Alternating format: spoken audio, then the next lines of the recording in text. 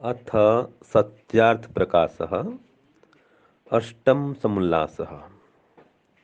अब अगले प्रश्न में हम चलते हैं। प्रश्न आया, जब कारण के बिना कार्य नहीं होता तो कारण का कारण क्यों नहीं। तो स्वामी जी उत्तर देते हैं और कहते हैं, अरे भोले भाइयों, कुछ अपनी बुद्धि को काम में क्यों नहीं लाते। देखो, संसार में दो ही पदार्थ होते हैं, एक कारण, दूसरा कार्य। जो कारण है वह कार्य नहीं, और जिस समय कार्य है वह कारण नहीं। जब तक मनुष्य सृष्टि को यथावत नहीं समझता तब तक उसको यथावत ज्ञान प्राप्त नहीं होता। आगे स्वामी जी लिखते हैं, नित्यायाः सत्त्वरजस्तमसां साम्यावस्थायाः प्रकृतेः उत्पन्नानां परमसूक्ष्माणां पृथक् पृथक् वर्तमानानां तत्त्वपरमाणूनां प्रथमः संयोगारंभः संयोगविशेषाद् अवस्थान्तरस्य स्थूल आकार प्राप्ति सृष्टि उच्यते।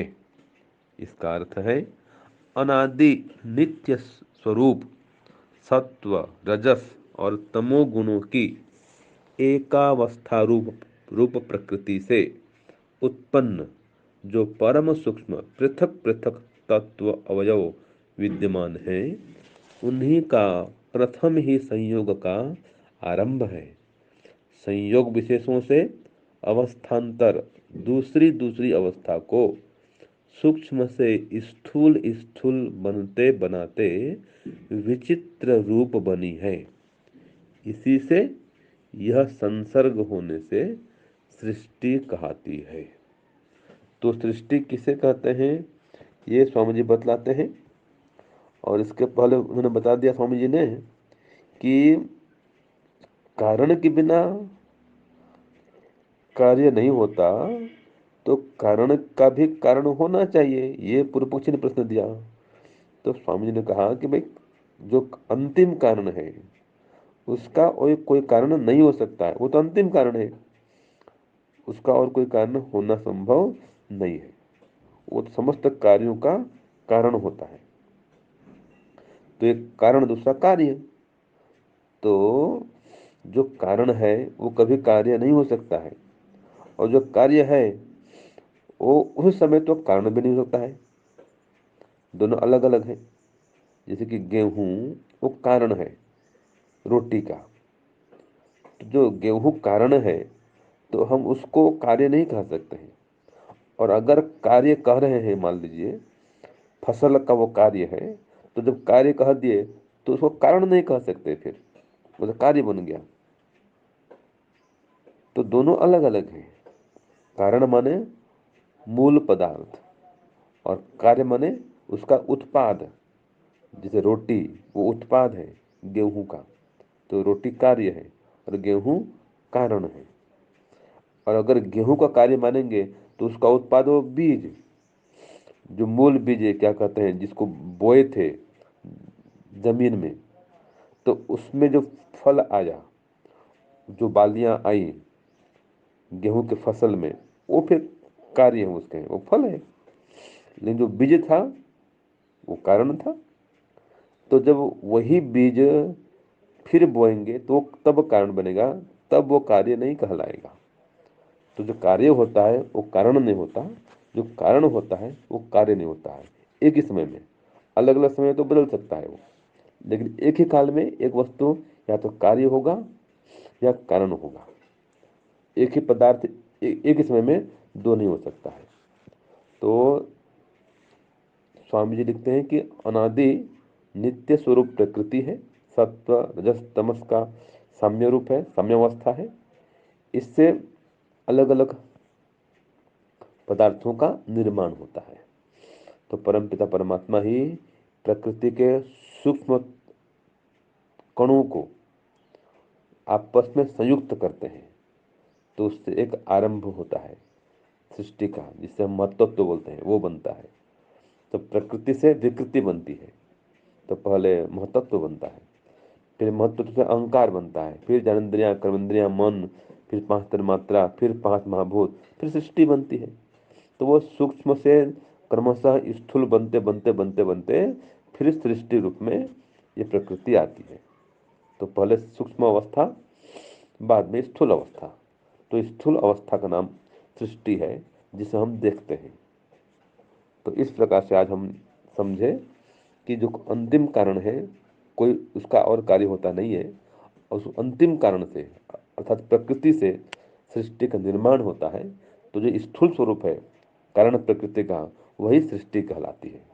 तो आज हम यहाँ तक देखते हैं कि सृष्टि क्या है।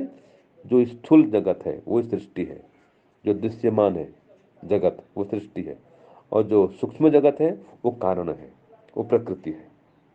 तो इस प्रकार से आज यहाँ तक हम रखते हैं। ओम शांति ओम शम। प्यारे भाइयों बहनों, सादर सा प्रेम नमस्ते। तो यहाँ पर बात चल रही थी कि पूर्व पक्ष ने एक प्रश्न रख दिया कि जब कारण के बिना कार्य नहीं होता तो कारण का कारण क्यों नहीं। प्रश्न तो अच्छा है। जब हर कार्य के पीछे कोई कारण होता है तो फिर उस कारण का भी कारण होना चाहिए। कुछ इस तरह से वो बात को रखता है। तो सिद्धांती कहता है, अरे भोले भाइयों, कुछ अपनी बुद्धि से काम में क्यों नहीं लाते। अब मैं इसको पूरे को काव्य से कहती हूँ, क्योंकि स्वामी जी आपको सुना चुके हैं। कारण के बिन कार्य न होता तो कारण का कारण क्यों नहीं, पूछ रहा है पूर्व पक्ष सिद्धांती, उत्तर सुनो अभी यहीं। सिद्धांती से उत्तर सुनो अभी यहीं। उत्तर देता है सिद्धांती, मेरे प्यारे भोले भाइयों, निज बुद्धि से लो काम क्यों नहीं, निज बुद्धि से लो काम क्यों नहीं। देखो कारण पूर्व और कार्य, जग में पदार्थ दो ही हों ही, जग में पदार्थ तो दो ही हों ही। कारण और कार्य दो ही पदार्थ होते हैं, इनको समझने की बात है। कारण भी होता है कार्य जब उसका यदि पीछे कोई कारण, कारण भी कार्य बन जाता है जब उसके पीछे कोई कारण होता है। किंतु जो सबका अंतिम कारण, उसका उसका फिर ना कोई हो कारण। लेकिन अंतिम कारण का कोई भी कारण नहीं होता। जैसे रोटी का कारण आटा भी कारण बनता है, फिर आटे का गेहूं कारण, अंतिम में बीज ही बचता है, अंतिम में बीज ही बचता है। इसी तरह इस सृष्टि के बनने में कारण कार्य बहुत, बनने में कारण कार्य बहुत, किंतु प्रकृति अंतिम कारण, उसका कारण ना फिर और हो जग, उसका कारण ना फिर और हो जग।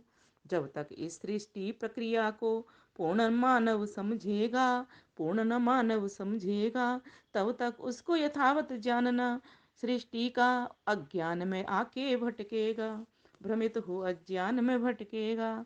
आओ समझें इस सृष्टि को सतरजतम की साम्यावस्था, उसी प्रकृति से परमेश्वर ने की विकृत अवस्थान्तर अवस्था। प्रकृति से मैं तत्व और बुद्धि क्रम से विस्तृत करता गया, कारण कार्य में परिवर्तित हो जग विस्तार को धरता गया। जैसे देती हूँ मैं उदाहरण एक जन्मे अभी के बालक का, जन्मे अभी के बालक का, रज और वीर थे जिसके कारण तन कार्य बना जो चर्म हाड़ का, तन कार्य बना जो चर्म हाड़ का। लेकिन फिर वह बालक से किशोर की अवस्था प्राप्त हुआ, अब वह कार्य हुआ बालक का, कारण फिर बालक हो गया। किशोर का कार्य अब हुआ युवा तो कारण किशोर अब कहलाया, एक समय में कारण जो दूजे पल कार्य हुआ भाया। लेकिन बीज तो अंतिम कारण, लेकिन बीज तो अंतिम कारण फिर उसका नहीं कारण होता। ये सृष्टि की कार्य कारण है प्रक्रिया, समझ गया जो ज्ञानी होता, समझ गया जो ज्ञानी होता। हर कारण कार्य भी बनता है, ठीक है, और हर कार्य कारण भी बनता है। लेकिन एक कारण अंत में जाके ऐसा रह जाता है कि जिसका फिर कोई कारण नहीं होता, ठीक है। जैसे अभी हमने महर्षि दयानंद सरस्वती के उदाहरण को भी स्वामी जी के द्वारा सुना कि अगर कोई रोटी बना रहा है और रोटी के जो कारण है वो गेहूं है, और गेहूं का कारण क्या है, गेहूं का कारण है जिससे वो गेहूं पैदा हुआ है। ठीक है, तो इस प्रकार से हमने इसको समझा। फिर एक बार में अगर मान लीजिए गेहूं बन गया तो अब गेहूं कारण है तो अब कार्य नहीं है, और गेहूं से रोटी बन गई, आटा बन गया, तो अब आटा कार्य है, अब कारण नहीं है। एक बार में एक ही चीज वो कहलाता है। ठीक है, अब जैसे ये सूर्य हम देख रहे हैं, अब ये सूर्य क्या है, सूर्य का कार्य है। ठीक है, सूर्य के पीछे प्रकृति माता कार्य है, अंतिम कारण है उसका। अगर उसको और घटाएंगे तो इसके ये 5 स्थूल भूतों में आता है। ये जो सूर्य है ये 5 स्थूल भूतों के अंतर्गत आ जाता है। तो अब इसके पीछे अगर हम जाएंगे तो क्या देखेंगे, इसके पीछे हम जाएंगे 5 सूक्ष्म भूत, फिर उसके पीछे और चले जाएंगे 5 सूक्ष्म भूत के पीछे, तो ये हमारी ज्ञानेंद्रियां कर्मेंद्रियां ये सब आ जाएंगी। फिर उसके पीछे और चले जाएंगे तो फिर मन बुद्धि अहंकार आ जाएंगे। फिर उसके पीछे और चले जाएंगे तो महतत्व आ जाएगा।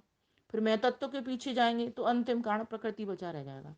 तो प्रकृति ही अंतिम कारण है, अब उसका कारण कोई नहीं होता। बाकी के एक दूसरे के कारण और एक दूसरे के कार्य कहलाते जाते हैं क्रमशः।